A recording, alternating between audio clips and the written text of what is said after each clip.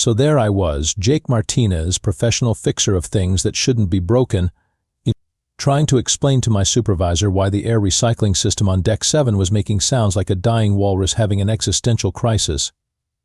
You know, a typical Tuesday on the luxury cruise liner Stellar Majesty. I'd signed up for this gig thinking it would be easy money, floating through space while rich aliens complained about their room service. Nobody mentioned the part about diplomatic missions or the very real possibility that said rich aliens might decide to crash into a planet. But here's the thing about the universe, it's got a twisted sense of humor, and apparently I'm the punchline. The crash happened during what Captain Reynolds called a routine diplomatic approach to Zephyria Prime. Routine, my wrench. 1 minute I'm elbow deep in ventilation ducts. The next I'm kissing the deck plating as the ship decides gravity is more of a suggestion than a law. The emergency lights kicked in, painting everything in that lovely shade of we're all gonna die red, and the hull started making sounds that definitely weren't in the maintenance manual. When I finally dragged myself out of the wreckage, coughing up what tasted like recycled regret, the first thing I noticed was the smell. Not the usual metallic tang of a ship breaking apart, but something worse. Something burning that really shouldn't be burning. That's when I saw her. Princess Lyra of the Zephyrian Empire, though I didn't know her royal status at the time. All I knew was there was someone trapped under a piece of hull plating the size of a shuttle, and her skin was doing this weird flickering thing. Blue to silver to blue again, like a broken neon sign advertising panic. Now, I'm not what you'd call hero material. I'm more of a hide in the supply closet until the shooting stops kind of guy. But apparently my brain had other plans, because before I knew it, I was stumbling toward her with a crowbar in one hand and what I can only describe as weaponized stupidity powering my legs. "Hey," I called out, trying to sound more confident than a guy wearing grease-stained coveralls and sporting a head wound had any right to. "You still breathing under there?" Her eyes opened, and they were the most gorgeous shade of violet I'd ever seen. They were also filled with the kind of pain that makes you forget about your own problems real quick. "Help," she whispered, and her voice had this musical quality that made my teeth ache in a good way. "Yeah, working on it," I muttered, wedging the crowbar under the debris. Though I gotta tell you, this really wasn't in my job description. I fix air conditioners, not princesses. The metal groaned as I applied leverage, and I realized I was talking to keep myself from panicking. Seriously, they're gonna dock my pay for this. Unauthorized rescue operations probably void my insurance coverage. Somehow, through a combination of human stubbornness, basic physics, and what I can only assume was divine intervention from whatever deity watches over maintenance workers, I managed to shift the debris enough for her to crawl out. She was bleeding from several cuts, her fancy diplomatic robes torn to shreds, but she was alive. That's when the real fun started. "Don't move," came a voice from behind me, and I turned to see about 20 armed Zephyrians pointing weapons at my head. Their skin was pulsing angry red patterns that I was pretty sure meant shoot the human. "Oh, come on," I said, raising my hands and still holding the crowbar. "Really? This is how we're doing this." The Zephyrian guards formed a perfect circle around us, their crystalline armor catching the light from the burning wreckage. Each one was about 7 feet tall and built like they bench-pressed asteroids for fun. Their weapons hummed with the kind of energy that suggested they could turn me into component atoms without breaking a sweat. "Step away from Her Highness," the lead guard commanded, his skin flashing patterns I was beginning to recognize as the Zephyrian equivalent of shouting. "Her Highness?" I looked down at the woman I'd just pulled from the wreckage. "Wait, you're a princess?" "Of course you are." Because my day wasn't complicated enough already. Princess Lyra struggled to her feet, leaning against my shoulder for support. Up close, I could see the intricate patterns in her blue skin, the way they shifted and flowed like living art. It was beautiful and completely distracting from the fact that I was probably about to be vaporized.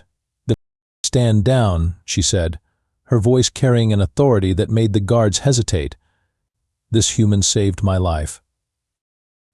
By touching you without permission, the guard captain said, his skin now pulsing a deeper shade of outraged red. The penalty for laying hands on royalty is death. Seriously?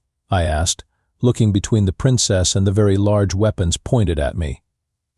I save her life and you want to kill me for it. What kind of backwards logic is that?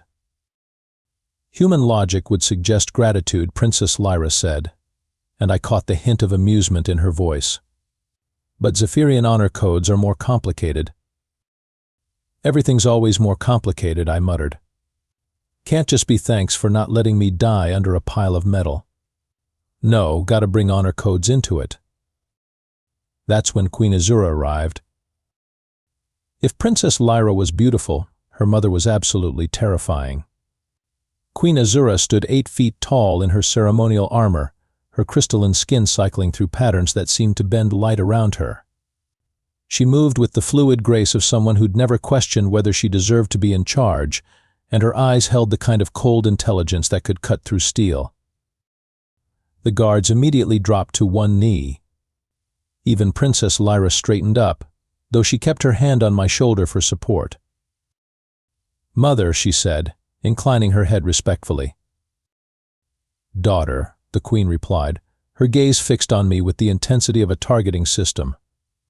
"Explain why this small, soft creature believes it has the right to touch you." Small? Soft? I was 5'10" and had enough muscle from years of manual labor to bench press my own weight. But standing next to 8-foot-tall crystalline aliens, I suppose I did look like someone's pet hamster. "He saved my life, Your Majesty," Princess Lyra said. "The ship's hull had me pinned. Without his intervention, I would have died." Queen Azura's skin pattern shifted to something I couldn't read, but the temperature around us seemed to drop several degrees. "And you believe this gave you permission to handle royalty?" "Look, lady," I said, immediately regretting the words as soon as they left my mouth. Every guard tensed, ready to turn me into a small pile of ash. "I mean, Your Majesty, I didn't know she was a princess. I just saw someone trapped and did what any decent person would do." "Any decent person," the queen repeated, her voice flat as deep space. "Yeah, you know, help out. Because leaving someone to die under wreckage is generally considered a dick move where I come from." The silence stretched out like taffy, broken only by the crackling of flames from the wreckage. I was pretty sure I'd just insulted an alien queen and was about to experience what death by energy weapon felt like. Then Princess Lyra started laughing. It wasn't a polite royal chuckle. It was a full-throated laugh that made her whole body shake and her skin cycle through patterns of gold and silver. "Dick move," she repeated between gasps. "Mother, he called letting me die a dick move." Queen Azura's expression didn't change, but her skin patterns shifted to something that might have been confusion. "I am unfamiliar with this term." "It means an action undertaken by someone who lacks consideration for others," I explained, wondering if I was digging my own grave or somehow talking my way out of one. "Basically, being a jerk." "A jerk," the queen said slowly, as if testing the word. "Yeah, and where I come from, not helping someone in trouble makes you a jerk, royal or not." 2 hours later, I found myself in the strangest situation of my life, which was saying something considering I'd once had to explain to a Ventaxian why their ship's gravity generator wasn't designed to double as a dance floor. The rescue ships were delayed, something about solar flare interference, which meant we were stuck on Zephyria Prime until further notice. The good news was I wasn't dead or in chains. The bad news was I'd somehow been assigned as Princess Lyra's cultural liaison, which seemed to translate to keep the weird human busy so he doesn't accidentally insult anyone else. "So let me get this straight," I said, helping the princess distribute medical supplies to other crash survivors. "You guys have 17 different ways to say hello, but only one way to say help?" "The greeting depends on social status, time of day, emotional state, and whether or not the celestial alignment is favorable," she explained, her skin shifting to patient blue patterns. "Context is everything in proper communication." That sounds exhausting, I said, handing a first aid kit to an injured Zephyrian diplomat who looked at me like I might explode. Where I come from, hey works for pretty much everything. Hey, Princess Lyra repeated, testing the word. So simple.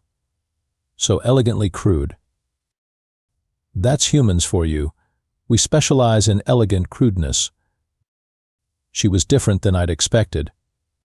Sure, she had the formal royal bearing, but underneath all that protocol was someone who seemed genuinely curious about everything. She asked a million questions about human culture, most of which I was spectacularly unqualified to answer. Why do humans curse when in pain? She asked as we helped an elderly Zephyrian gentleman with a sprained ankle. Because it helps, I said, wincing as I accidentally bumped my own head wound. Son of a bitch. Son of a bitch, she repeated carefully. This reduces the pain? Not exactly. It just feels better to have something to blame. Her skin patterns shifted to fascination gold. Fascinating. Zephyrians meditate through pain. That sounds awful. Much rather just swear at it. What really surprised me was how quickly she picked up human expressions. By the third hour, she was dropping casual profanity like she'd been born to it, though her formal pronunciation made everything sound like poetry. This fucking protocol bullshit is quite tiresome, she said with perfect royal diction while helping me jury-rig a shelter from wreckage. I nearly choked on my water. Princess, you can't just drop F-bombs like that. Your mom will have my head. F-bombs, she mused. Such a delightfully violent metaphor for mere words. Mere words that can start interstellar incidents. Only if one lacks proper context, she said, and I caught the mischief in her violet eyes. Meanwhile, Queen Azura watched our interactions with the intensity of someone studying a particularly dangerous lab experiment. Every so often she'd approach and ask me questions that seemed designed to test whether I was some kind of spy or just naturally this stupid. Tell me, Jake Martinez, she said during one of these interrogations, what is your species' approach to conflict resolution?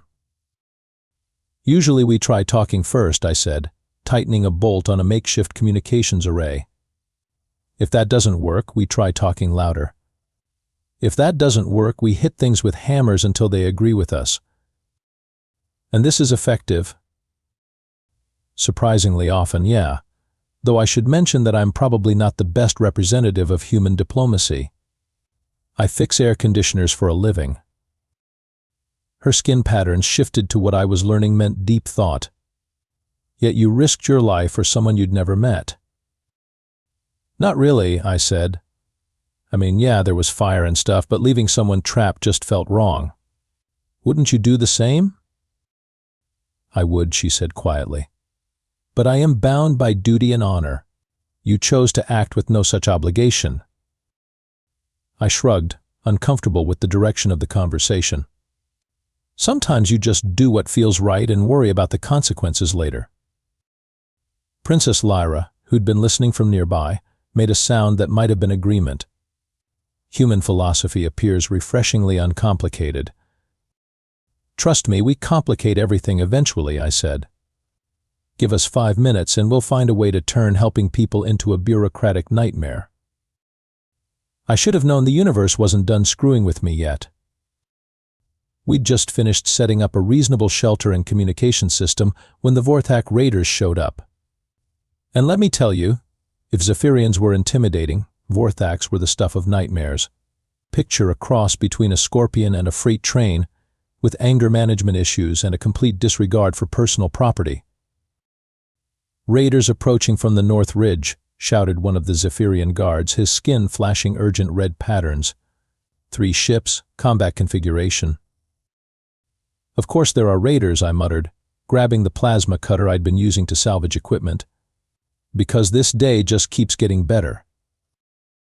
Queen Azura immediately took command, her voice carrying across the crash site like a battle hymn. Defensive positions. Protect the wounded. Prepare for combat. What about me? I asked, hefting my improvised weapon. I'm guessing hide behind that rock until it's over isn't an option. The Vorthax take prisoners for slave labor, Princess Lyra said, checking her own weapon with practiced efficiency. They particularly value exotic species. Exotic. Great. So I'm basically a collectible action figure. The first Vorthax ship landed with all the subtlety of a meteor strike, disgorging creatures that looked like they'd been designed by someone with serious issues about personal space. They were 10 feet tall, covered in natural armor plating, and armed with weapons that hummed with the kind of energy that could probably punch holes through small moons. "Stay close to me," Princess Lyra said, her skin cycling through combat patterns I'd never seen before. "Your Highness, with all due respect, I'm not exactly trained for this kind of thing." "Neither am I," she admitted. "Royal combat training focuses on ceremony, not actual warfare." "That's comforting." The battle started with the Vorthax doing what raiders do best, which is charging forward while making sounds like industrial equipment having a nervous breakdown. The Zephyrian guards responded with disciplined energy fire, their crystalline armor reflecting the light from their weapons in patterns that were almost beautiful. Almost being the key word, because beauty doesn't count for much when something the size of a small building is trying to turn you into paste. I found myself crouched behind a piece of wreckage, clutching my plasma cutter and trying to figure out how maintenance training applied to not dying horribly. Turns out, the answer was surprisingly well. "Behind you," Princess Lyra shouted, and I spun to see a Vorthax raider charging straight at me, claws extended and mandibles clicking in what I assumed was their version of laughter. Now, I'd like to say I fought with heroic courage and tactical brilliance. The truth is, I panicked and swung my plasma cutter like I was trying to unclog the galaxy's worst drain blockage. The beam caught the Vorthax across the chest, cutting through its armor like butter. It dropped with a crash that shook the ground, and I stared at the smoking remains with a mixture of relief and complete bewilderment. "Holy shit," I breathed. "That actually worked." "Language," Princess Lyra said, but she was grinning as she fired at another raider. "Are you seriously policing my language in the middle of a firefight?" "Habit." The battle turned into a running engagement through the wreckage field, with me discovering that my complete lack of military training was somehow an advantage. While the Zephyrians fought with precise, formal techniques, I was improvising with whatever came to hand. I used a gravity manipulator as a club, turned a food replicator into a makeshift grenade, and at one point convinced a Vorthax to chase me into a section of unstable wreckage that collapsed on top of it. "Your fighting style is highly unconventional," Queen Azura observed during a brief lull, her skin pattern cycling between impressed and confused. "I wouldn't call it fighting," I said, reloading my plasma cutter with a spare power cell I'd salvaged. "More like aggressive problem-solving." "Aggressive problem-solving," she repeated. An interesting perspective on combat.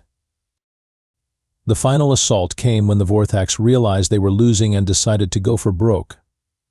They concentrated their remaining forces on capturing Princess Lyra, figuring royal hostages were worth more than regular prisoners. "They're trying to flank us," Princess Lyra said, her weapon's power cell nearly depleted. "Then we don't let them," I said, grabbing her hand. "Come on." "But where are we going?" "Somewhere they won't expect." I led her into the wreckage of the ship's engine room, where I'd been working when the crash happened. It was a maze of twisted metal and sparking conduits, definitely not the kind of place you'd expect to make a last stand.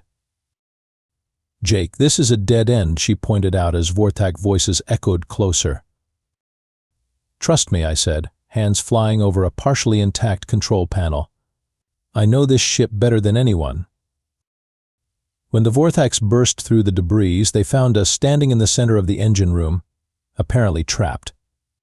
What they didn't know was that I'd just finished rewiring the emergency power system to overload the containment field generators. "Surrender, Royal Female," the lead Vorthax clicked in broken standard. "Come with us and small human dies quickly." Counter-offer, I said, finger hovering over the manual release. You leave, and I don't turn this room into a really expensive firework. The Vorthak looked confused, which was understandable since most people don't threaten to blow themselves up as a negotiating tactic. Jake, Princess Lyra whispered, what exactly are you planning? Remember what I said about humans hitting things with hammers? I triggered the overload.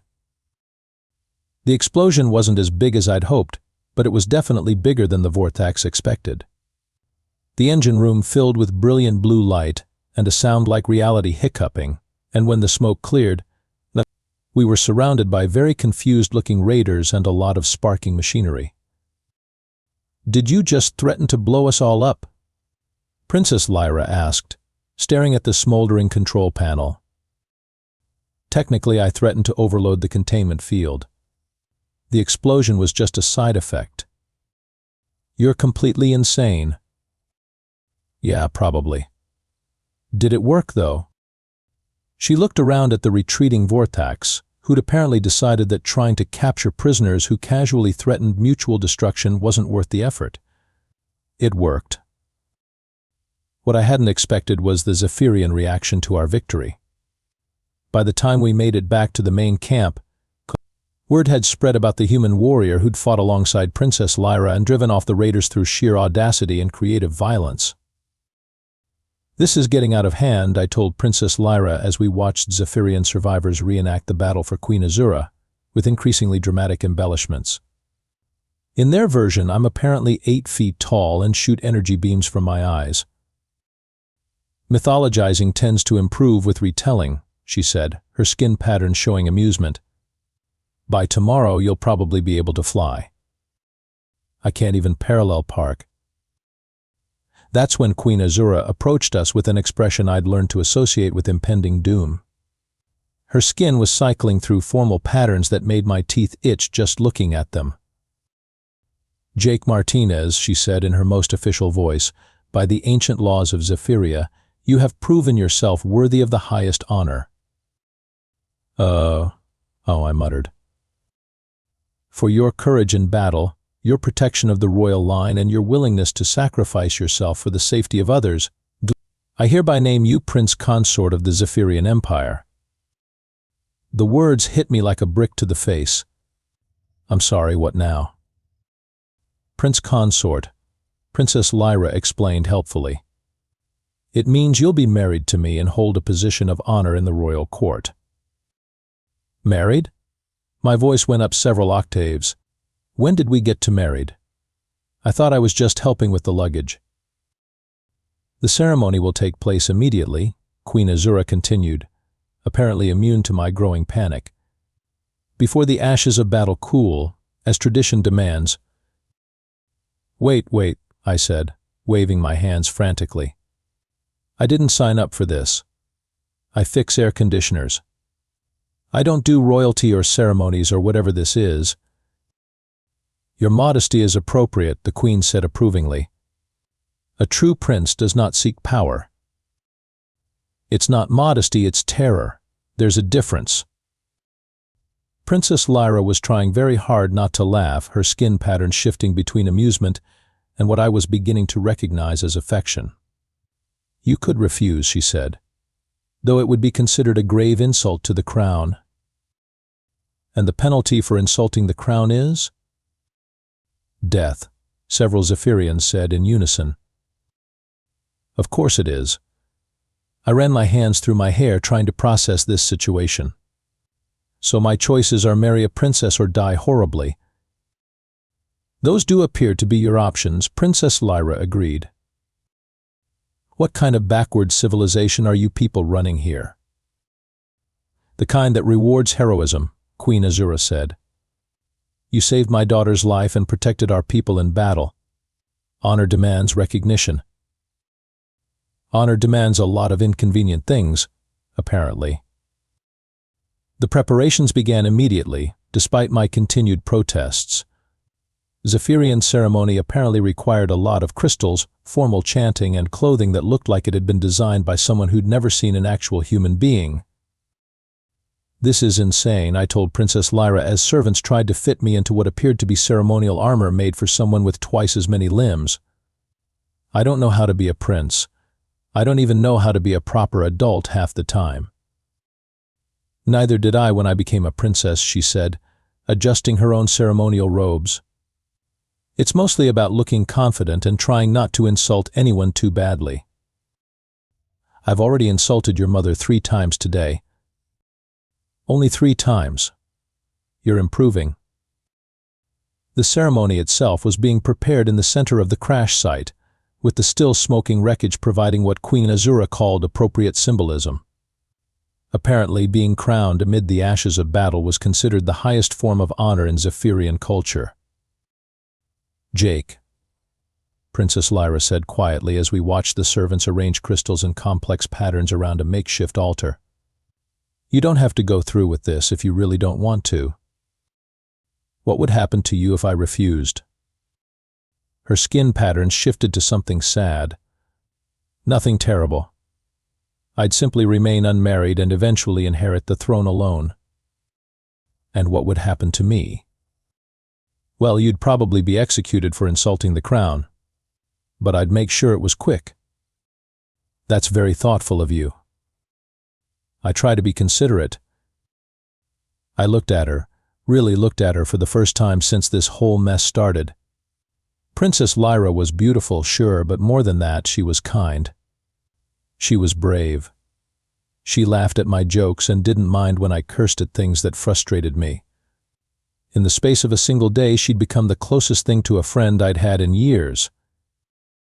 And I was about to become her husband. This is definitely not how I imagined my Tuesday going, I said. The coronation ceremony began at sunset, with the double moons of Zephyria Prime casting everything in shades of silver and gold. The Zephyrian survivors had gathered in a circle around the makeshift altar, their skin patterns synchronized in what I was told was a traditional wedding harmony. It was actually quite beautiful, if you ignored the fact that it was taking place next to a crashed spaceship. Queen Azura stood at the center of the circle, holding a crystalline crown that seemed to generate its own light. She'd changed into her most formal robes, which made her look even more intimidating than usual. If intimidating was the right word for someone who could probably bench press a shuttle. Zephyrians, she announced, her voice carrying across the crash site with royal authority.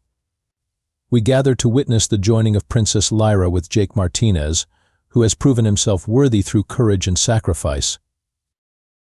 I still think there's been some kind of misunderstanding, I whispered to Princess Lyra, who was standing beside me in robes that probably cost more than my annual salary. Too late now, she whispered back. Try to look regal. I don't know how to look regal. I look like a maintenance worker wearing a costume. Perfect. Authenticity is very fashionable. Queen Azura continued with the ceremony, reciting what sounded like ancient vows in formal Zephyrian. I caught maybe one word in 10, but the general theme seemed to be about honor, duty, and protecting the realm. Standard royal wedding stuff, I assumed. Then she switched to standard for my benefit. Jake Martinez, she said, fixing me with that intense stare. Do you swear to protect the royal line, defend the innocent, and serve the Zephyrian people with courage and wisdom? I said, very aware that several hundred aliens were staring at me expectantly. Define serve. Answer the question, Jake, Princess Lyra hissed. I mean, I'll try not to break anything important, I said. And I promise not to intentionally insult anyone, though I can't guarantee it won't happen accidentally. A murmur went through the crowd, and I was pretty sure I'd just committed some kind of protocol violation. Then Queen Azura did something unexpected. She smiled. An honest answer, she said. More honest than most royal vows. She lifted the crystalline crown, holding it above my head.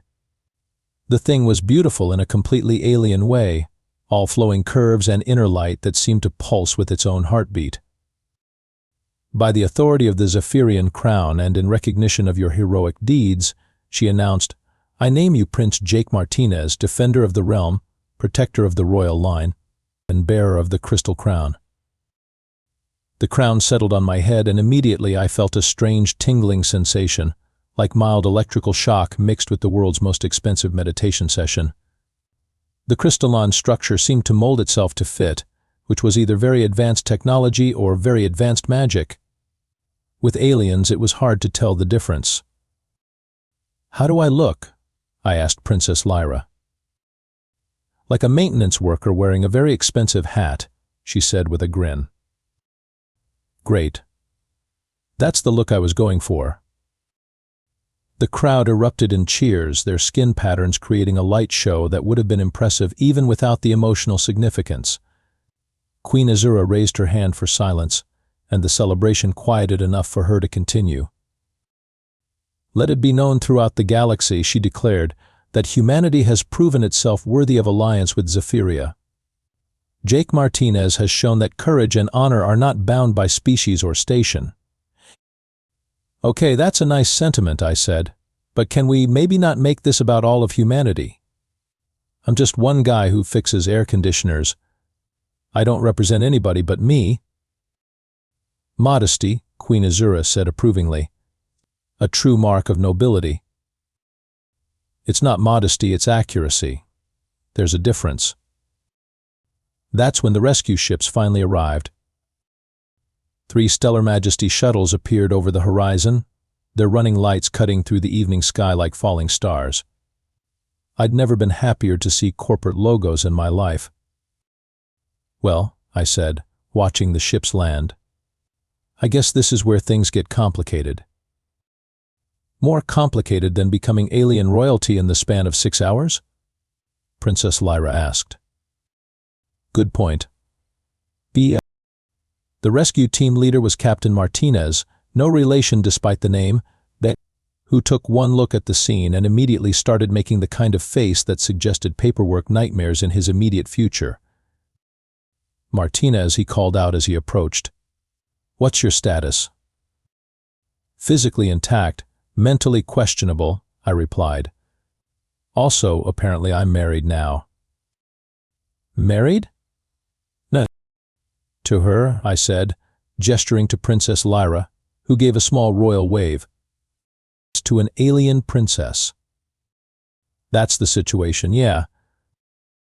Captain Reynolds stared at me for a long moment, then at the crown on my head, then at Queen Azura, who was watching this exchange with obvious amusement. "I'm going to need you to fill out some forms," he said finally. "How many forms?" "All of them. Every form the company has ever created, plus some new ones we're probably going to have to invent." I looked at Princess Lyra, who was trying not to laugh. "So what happens now?" "Now," she said, "you learn how to be a prince. I'll teach you the formal dances, the proper way to address visiting dignitaries, and the 17 different ways to say hello." That sounds awful. It is, rather. But the benefits package is excellent. Benefits package? Immortality, for starters. The crown extends human lifespan to match Zephyrian standards. How long do Zephyrians live? About 3,000 years. I stared at her. 3,000 years of formal dances and diplomatic ceremonies? Don't forget the state dinners. They're legendarily boring. This keeps getting better. Queen Azura approached as the rescue teams began organizing the evacuation. "Prince Jake," she said formally, "will you be returning to your homeworld or accompanying us to Zephyria Prime?" I looked around at the crash site, the wreckage still smoking in the distance, the assembled Zephyrians with their synchronized skin patterns, and my new wife who was grinning at me with obvious anticipation. "You know what?" I said. "I think I'm going to need to update my emergency contact information." "Is that a yes?" Princess Lyra asked. "That's a yes, though I want it on record that this is definitely not what I put on my resume when I applied for this job." "Duly noted," she said, taking my arm as we walked toward the rescue shuttles. "Welcome to the royal family, Prince Jake." Thanks, I think. Do I get to keep the crown? It's genetically bonded to you now. It'll only come off when you die. 3,000 years of wearing a hat. This is my life now. It's a very nice hat. It's a very nice hat, I agreed, and somehow that made everything feel a little less insane. As the rescue shuttles lifted off, carrying us toward whatever diplomatic nightmare awaited, I caught my reflection in the window. Jake Martinez, maintenance worker turned alien prince, complete with crystalline crown and a wife who could probably bench press a shuttle. "Hey, princess," I said as we achieved orbit. "Yes?" "You.